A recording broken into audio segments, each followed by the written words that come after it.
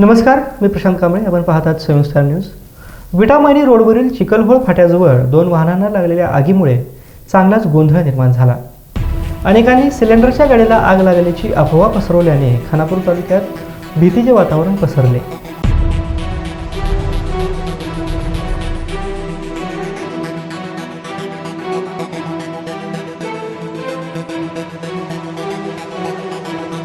याबाबत घटनास्थळ व प्रत्यक्षदर्शींनी दिलेल्या माहितीनुसार विटामणी रोडवर जाणाऱ्या 2 वाहनांची धडक झाल्याने दोन्ही वाहनांना आग लागली. ही आग लागल्यानंतर काही वेळातच सोशल मीडियावर सिलेंडरच्या गाडीला आग लागल्याचे मेसेज व्हायरल झाले. पूर्ण चुकीचं आहे, कारण घटनास्थळावर आग लागल्यापासून विझवण्यापर्यंत मी होतो. सदरच्या टँकरमध्ये सिमेंटचे लिक्विडचा टँकर होता. त्यामध्ये असं कोणत्याही प्रकारचं सिलेंडर किंवा इतर कोणतंही केमिकल किंवा स्फोटक पदार्थ त्यामध्ये नव्हते. आग एवढी भीषण होती की विझवण्यासाठी तासगाव अग्निशामक, विटा अग्निशामक येथून अग्निशामक मिळून कमीत कमी 3 ते 3.5 तास आम्हाला आग बुजवायला लागली.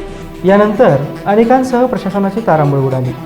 घटनास्थळी अग्निशामक दल व नागरिक मदतीसाठी धावले, परंतु काही वेळानंतर ही आग 2 वाहनात झालेल्या धडकेमुळे लागल्याची माहिती मिळाली.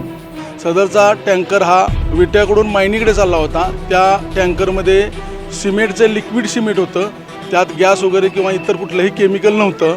आणि जो ट्रक होता तो मायनीकडून विट्याकडे चालला होता. त्यात पूर्णपणे बिस्किटं भरलेला ट्रक लोड होता आणि साधारणतः बिस्किटच्या ट्रकने येऊन रॉंग साईडला धडक दिल्याने त्यातनं धडकेतून घर्षणाने आग लागून हा अपघात झालेला आहे.